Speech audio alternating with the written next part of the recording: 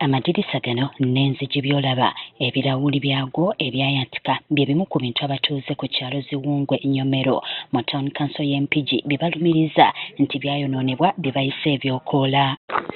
Embeera eriwo 12 biba bitandise okukola ki okuba naye tomanya owulira buwulizi ejjinja nga likuba ku bbaasi alikuba ku madirisha egamu tomanya wegava wati.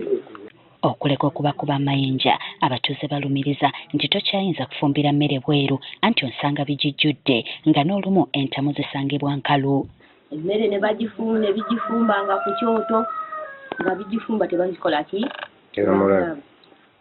bisitulako nga bw'onosanga nti bafumba obuugi nebisitulako byo nebiteekako bye bategese okufumba nebiteekamu omunnyu biteekamu obutungulu biteekamu ennyaanya ne bikumamu mbu nga balaba omuliro gutuntumuka nnyo gwaka mu kyoto. Tutegeezeddwa nga bino era bwe bibakuba n'embooko awatali musango gwonna gwe balangibwa nga kati abaana babatiisa n'okugenda ku masomero.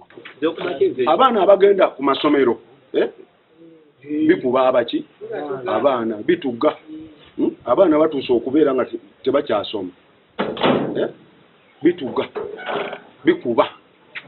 Tugenze mu mbeera eki endala esooka evuddewo tugenze ku yokubiri tugenze ku yokusatu twagala yakuna yakutta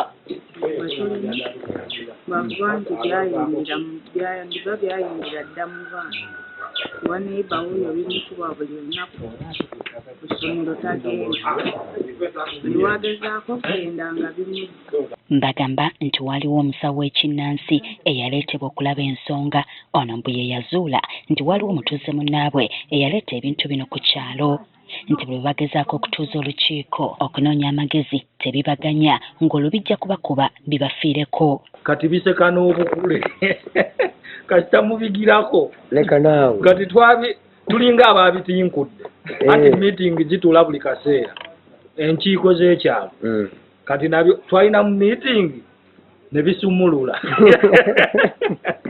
abayinja yes nebikuba bali mu meeting buli omu n'oweta osegera buli omu oba olina okudduka ate likwate ekikuba tokiraba oba okyali wano kivudde wano ng'okiwulirira wano osegera ebuwungeera n'ogenda mu poliisi ne bukyanga ova mu nnimiro byebyaddala okujjula emmere ku byoto kukwata bakazi. Okusinziira ku difensi w'ekitundu Moses Sendawula bagezezaako okutereeza ekitundu naye bikyagaanye nti omusawo w'ekinnansi yabasaba obukadde 8 okukwata ebintu bino naye bakyalemeddwa okuziweza. Tuuzizza enkiiko ezisonda kaseeti akaseeti tekalabikanga naye bwolaba abaana badda mu masomero bakola ki buli omu omutuukako akuwa 10 akuwa 2 naye ng'omusawo yajja wano netusalawo ne tuyita omusawo akulira abasawo ab'ekinnansi mu Kigi district ne tuyitawo n'owa town council n'ebyokwerinda byabwe ne bajja ne bagamba okubayamba bawozeera kutuyamba bagala tujja kutwala $7 million nga kuliko enkoko n'embuzi.